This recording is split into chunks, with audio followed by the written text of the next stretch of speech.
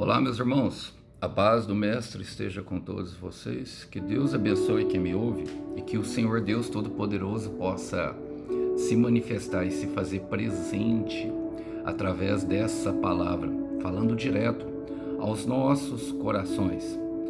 Espero que Deus, meu irmão, possa lhe fortalecer, minha irmã, na sua caminhada rumo aos seus sonhos e aos seus projetos, para que você conquiste tudo aquilo que junto com Deus você trabalhou para ter. Vamos embora lá para mais uma breve palavra?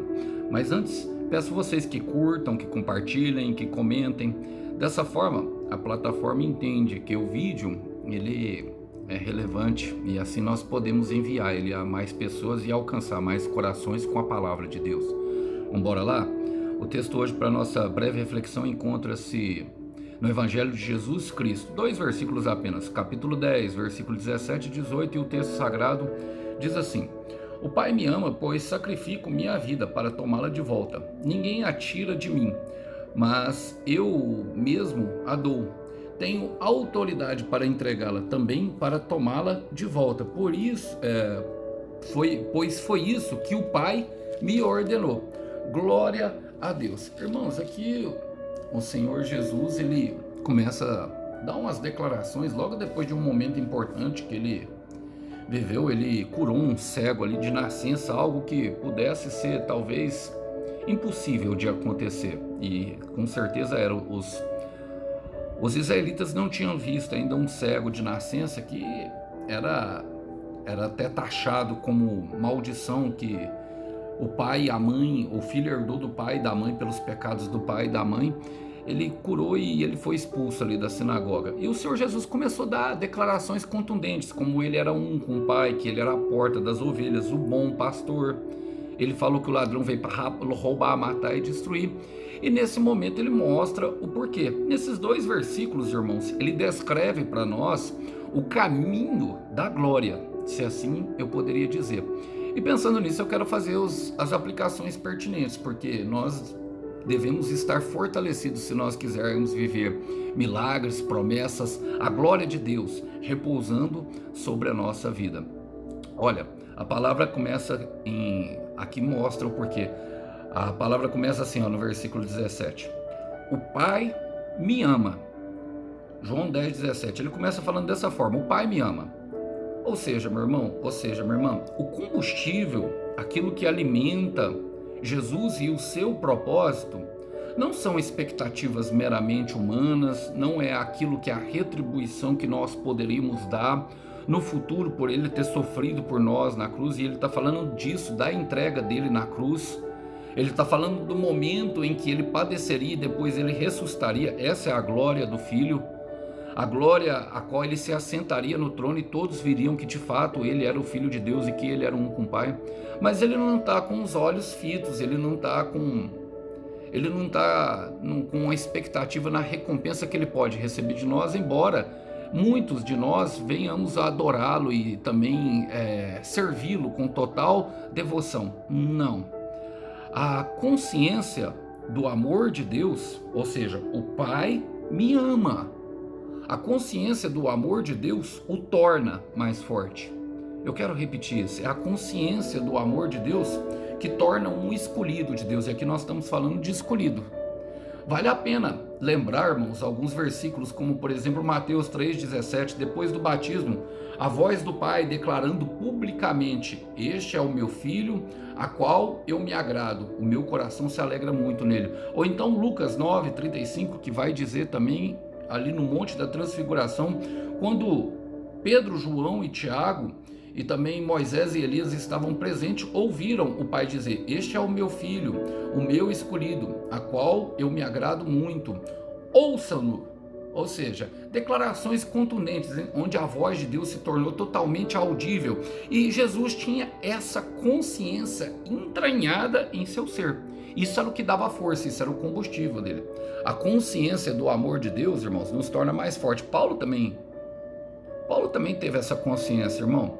Ele chegou a essa plena convicção quando em Romanos 8, versículo 38, ele diz: Pois eu tenho a certeza de que nada pode nos separar. Eu quero ler na nova versão internacional, que traz para nós uma clareza melhor disso, porque ele fala, pois estou convencido, e é convencimento justamente, de que nem a morte, nem a vida, nem anjos, nem demônios, nem presente, nem o futuro, nem quaisquer poderes, nem altura, nem profundidade, nem qualquer outra coisa na criação será capaz de nos separar do amor de Deus que está em Cristo Jesus, nosso Senhor. Nós temos essa plena convicção, irmão, no sentido de que que o amor de Deus nos alimenta justamente para chegar, e é por meio de Cristo Jesus, para chegar ao lugar aonde Ele nos prometeu. Por quê, irmão? Porque Ele nos ama e Ele nos quer bem. Então Paulo, ele olhou para tudo aquilo que ele conseguia enxergar e aquilo também que fazia parte do mundo invisível, ou seja, aquilo que nós não podemos ver. Ele separou ali talvez expressões que tragam uma dimensão daquilo que poderia ser o amor de Deus e compreendido no nosso entendimento meramente humano, mas ele levou a uma plataforma, a um patamar muito maior, porque ele diz que nada, nenhuma dessas medidas poderiam separar o amor de Deus que está em Cristo Jesus para nós, e essa consciência nos vivifica para que nós possamos cumprir o nosso propósito. E ele vai falar agora desse propósito um pouco. Ele vai dizer assim, ó, ele fala, pois sacrifico a minha vida. E a ideia de amor sem sacrifício, irmãos, é uma ideia que está entranhada no mundo. O amor, ele exige de nós sacrifício, é o que Jesus está falando. O Pai me ama porque eu me sacrifico por Ele, porque eu obedeço, porque eu estou oferecendo a minha vida, e é uma escolha minha, ou seja, um sacrifício, um presente, uma renúncia. Isso poderia ser tido como uma renúncia. O amor exige de nós renúncias, exige de nós sacrifícios, irmãos. E Jesus mostrou isso para nós na prática. Nós vemos muitas pessoas hoje, meu irmão, muitas pessoas, minha irmã, que querem ser amadas, mas de fato não estão dispostas a amar. Muitas pessoas querem viver algo grande, mas não querem crescer. Muitas pessoas querem viver a sua espiritualidade sem viver a sua humanidade. Por quê? Crescer dói, irmão. Sabe, ninguém amadurece sorrindo, né? E de fato nós precisamos renunciar a algumas coisas se nós quisermos viver um verdadeiro amor, um amor incondicional como esse de Deus. Viver na prática, na pele, sentindo. Por isso que Jesus vai dizer várias vezes que nós devemos amar a Deus sobre todas as coisas, para depois amar os outros e a nós mesmos. Por quê, irmão? Porque nós precisaremos sacrifícios para amar as outras pessoas. Porque nós descobrimos o amor em Deus e extraímos esse amor da fonte, para que nós podemos nas nossas relações experimentar diariamente esse amor. E esse amor, ele é dado justamente através de uma entrega, porque muitas vezes as pessoas esperam, irmão, gratificações, recompensas, validações sobre a maneira como, mas elas não estão dispostas a ofertar isso para nós. Nós percebemos isso, irmão. São muitos poucos os que trabalham na seara e que têm uma entrega total, até de morte, que estão dispostos a morrer por alguém. Jesus vai dizer em João 15, versículo 11, que o verdadeiro amor consiste nisso, em entregar a vida por um amigo seu. Não é verdade? Então ele está fazendo isso e ele está exigindo isso na prática. Ele está aplicando isso na prática. 1 de João, meus irmãos, 4:10, vai falar isso para nós. O que foi o amor? Ele fala assim, ó. Nisso consiste o amor. Não em que nós tenhamos amado a Deus, mas em que Ele nos amou e enviou o seu Filho como propiciação pelos nossos pecados. Uma oferta de Deus, irmãos. É nisso que consiste o amor, uma entrega.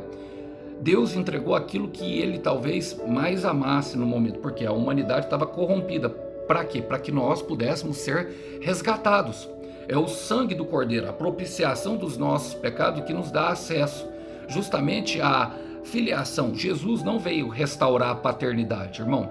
Jesus veio restaurar a filiação do filho com o pai que estava se perdido por causa dos muitos pecados. Então nós precisamos renunciar se nós quisermos viver, de fato, o amor. A palavra vai dizer, irmãos, continuando aqui, ela fala assim, ó, para tomá-la de volta. Quando nós estudamos a etimologia da palavra tomar, aqui o original, nós percebemos que ela tem um sentido, um significado e que é até transliterado para o brasileiro, para o português brasileiro, que é de conquista. Tomar significa conquistar, irmão. E toda conquista, ela tem um custo. É isso que ele está falando para nós, para tomar de volta. Eu primeiro entrego e depois eu tomo ela de volta. Ou seja, eu primeiro entrego e aí eu verdadeiramente conquisto a minha vida. É isso que Cristo está falando. Então, toda conquista, ela exige um preço a ser pago, ela tem um custo. Eu quero repetir isso porque eu creio que alguém aqui precisa ouvir. Toda conquista, ela tem um custo. E quando nós entendemos isso, fica mais fácil, sabe, se doar à missão, ao propósito que Deus estabeleceu. Nós vamos falar disso agorinha, irmão. Mas eu quero citar aqui com vocês justamente o que Pedro fala em 1 de Pedro. Quero ler na nova tradução da linguagem de hoje, aquilo que Pedro fala a respeito da entrega de Jesus e o valor que ela tem. Ele fala assim, pois vocês sabem, 1 de Pedro 1,18, pois vocês sabem o preço que foi pago para livrá-los da vida inútil que herdaram dos seus antepassados. Pedro começa falando que nós já nascemos com a vida inútil herdada, que é a natureza adâmica, e é transmitido nesse mundo um pensamento a qual nós nos submetemos e nos entregamos sem perceber, irmão. Nós vamos herdando, nós vamos caminhando naquilo e nós achamos que aquilo está certo. E aquilo não tem propósito nenhum. É o que Paulo está falando. O que é inútil, na verdade, é fútil. O que é fútil não tem propósito. Ele fala, esse preço não foi uma coisa que perde o seu valor, como ouro e prata. Ou seja, o valor que Deus agrega em nós, irmãos, por meio do sangue do seu filho, por meio do sacrifício, por meio das coisas, esse preço, esse valor, o valor do sacrifício de Cristo, ele não se perde, é um valor eterno. Fala, vocês foram libertos pelo precioso sangue de Cristo, que era um cordeiro sem defeito e sem mancha. No versículo 20 vai falar, ele foi escolhido por Deus antes da criação do mundo e foi revelado nesses últimos tempos em benefícios de vocês. Pedro está falando que a verdadeira liberdade consiste justamente, irmão, em propiciar desse preço pago. Agora, se nós quisermos andarmos como Cristo andou, como João vai falar, Paulo vai dizer que nós devemos ter a mesma atitude de Cristo Jesus. E aqui, logicamente, irmãos, esse texto, ele se refere àqueles que querem viver a glória de Deus. Esse é o caminho da glória, um preço pago. Irmão, não existe a ideia de um evangelho em que Deus faça tudo por nós. Paulo vai dizer para os coríntios, em 1 Coríntios 6:1, que nós somos cooperadores de Cristo. E por ser cooperadores, nós exercemos um trabalho junto com Ele. Vocês percebem que ele foi escolhido por Deus desde antes da criação? E assim somos todos nós. Todos nós temos um propósito maior, todos nós temos algo que nós queremos viver. E a nossa história está sendo escrita por Deus. E por ser escrita por Deus, nós entendemos e confiamos no plano dele. Mas sabemos que há um custo, há uma entrega, há algo que deve ser feito. Então nós verdadeiramente entregamos para ele, para que possamos viver esse algo de valor que ele tem para a nossa vida. Olha, Cristo vai dizer, falando assim, ninguém atira de mim. Ou seja, irmão, no versículo 18, é uma escolha pessoal. E é uma frase que eu uso muito com vocês, não é verdade? O futuro está no seu livre-arbítrio, irmão. Use-o. Irmãos, olha, eu até creio que muitos são salvos, muitos vão ser resgatados, e sem dúvida nenhuma. Agora, a glória eterna, ela de fato é para poucos. Viver a glória de Deus é para poucos. Nós percebemos isso nas Escrituras. E algumas pessoas não compreendem. É uma escolha pessoal, meu irmão. Viver os planos de Deus para a nossa vida. É o que Cristo está falando. Fala assim, ele fala assim, vamos ler novamente. Ninguém atira de mim. Ninguém, meu irmão. Não foi as pessoas que mataram Jesus, irmão. Ele se entregou nas mãos humanas. Por quê? Porque ele poderia fugir do propósito. Ele poderia negar. E Deus, no seu amor, irmão, permitiria. Essa é uma grande verdade. Só que ele está ensinando para nós o preço que deve ser pago, que é justamente não fugir do processo. A cruz, irmãos, ela é o propósito de Cristo, mas toda dor enfrentada no caminho para sofrer, para morrer, para derramar o sangue, é o processo. E muitas pessoas, quando vivem, começam a viver a dor do processo, começam a fugir. Agora é uma escolha de Deus viver os planos. Paulo foi outro que compreendeu muito bem isso. E quando ele fala em Atos, capítulo 20, irmãos, ele mostra exatamente a ideia que ele tem justamente de viver a glória de Deus por meio da sua entrega. Ele fala em Atos 20, 24, uma das declarações que eu creio que são mais sublimes de toda a Bíblia. Ele diz assim: mas eu não dou valor à minha própria vida. O que ele está falando, irmão? Ou seja, as minhas escolhas não têm valor. O importante, deixa eu ler na nova versão internacional. Vamos ler na nova versão internacional. Ele diz assim, ó: todavia, não me importo nem considero a minha vida de valor algum para mim mesmo. O que ele está falando é sobre as suas decisões. Ele fala: se tão somente puder terminar a corrida e completar o ministério que o Senhor Jesus me confiou. Ou seja, tem um propósito maior. Tem algo vindo do céu para nossa direção, algo que é um caminho, uma corrida, ou seja, um caminho que foi traçado por Deus, que nós precisamos completá-la a fim de viver aquilo que Deus tem para nós. Ele fala de testemunhar o evangelho da graça de Deus. E isso implica açoite, prisão, naufrágio e todas as outras coisas que eu já citei. Aquilo que ele vai chamar de leve e momentânea tribulação em 2 Coríntios capítulo 4, versículo 16. Então nós sabemos, irmãos, que existe uma corrida, mas é uma escolha pessoal. Nós devemos considerar que o nosso propósito, ele não deve ter valor nenhum, e que o valor que está agregado no propósito de Deus, ele é excelso, nós não temos capacidade para medir ele, como o amor que ele tem por nós. E a palavra vai falar, irmãos, na sequência, continua dizendo aqui, ele vai chegar justamente nisso, o que ela promove em nós, e ela tem alguns benefícios. Os benefícios ele fala assim, ó, mas eu mesmo a dou. Tenho autoridade, ele fala, ninguém a tira de mim, mas eu mesmo a dou. Tenho autoridade para entregá-la e para tomá-la de volta. Vocês percebem, irmão? Que a entrega, ela gera poder, potere, capacidade de fazer. A etimologia da palavra poder, capacidade de fazer.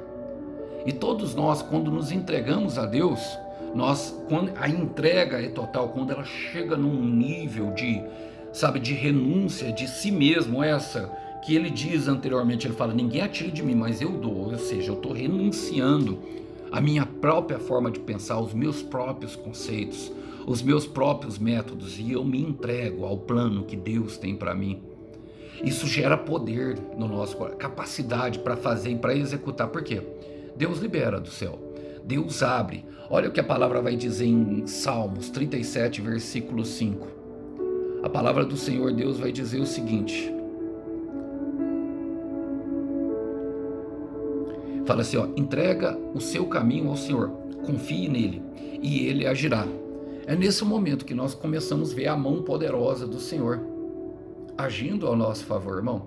Mesmo que nada faça sentido, mesmo que aos outros ao redor estejam completamente confusos e perplexos com a sua calma na hora de resolver assuntos, mesmo que não entendam, nós sabemos o que ele disse para nós, nós sabemos o que ele prometeu. E quando nós nos colocamos no caminho da promessa, quando nós nos colocamos no caminho da glória, no caminho de viver em propósito por Deus, nós sabemos que terá espinho, que terá vale, que terá açoite, prisão, que terá perseguição, que terá afronta, que terá muitas vezes até mesmo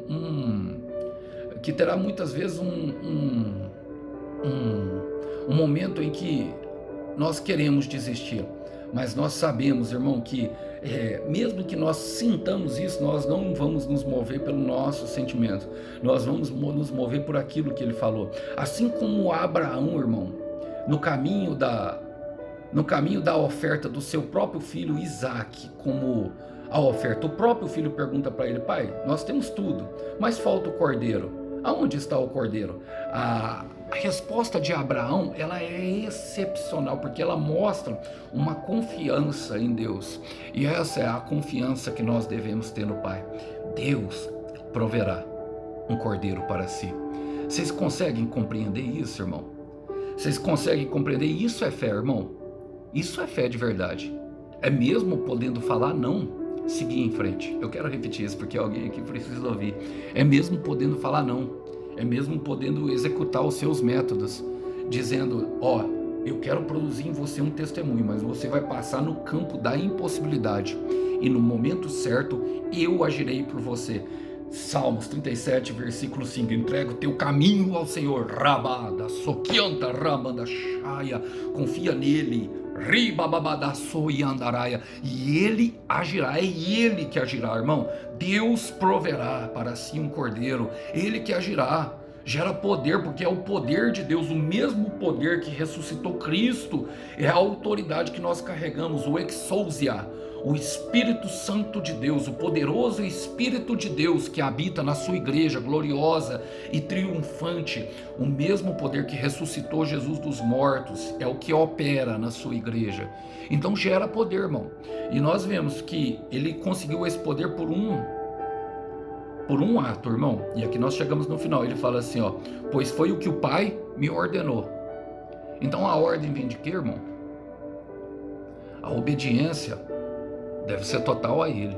A palavra fala que Cristo aprendeu a obedecer por meio daquilo que ele padeceu, irmão. Ou seja, o caminho mesmo da cruz o ensinou ele a obedecer cada vez mais, para que ele pudesse viver o momento e sentar no trono. Então a obediência te conduz à vitória. A obediência é a chave da vitória. Eu quero repetir isso. A obediência é a chave da vitória. E aqui nós percebemos, irmãos, que nada, que quem um obediente, um filho obediente de Deus, ele de fato ele sofre muito, mas não é problema. Por quê? Porque Deus o sustenta em todas as suas tribulações, em todas as suas aflições. O Senhor está com ele, e o Senhor conhece aqueles que nele confiam, e ele sabe, porque nada pode parar uma pessoa que Deus escolheu para viver um propósito maravilhoso. Pedro, pregando sobre Jesus, ele fala exatamente isso para nós em Atos capítulo 2, versículo 23 e 24, diz: este homem foi entregue por propósito determinado e pré-conhecimento de Deus. E vocês, com a ajuda de homens perversos, o mataram pregado na cruz, mas Deus o ressuscitou dos mortos, rompendo com os laços da morte, porque era impossível que a morte o retivesse. Nada é mais forte que o amor de Deus para nós. O amor de Deus é mais forte do que a morte. Eu quero repetir, o amor de Deus, ele é mais forte do que aquilo que você tem atravessado.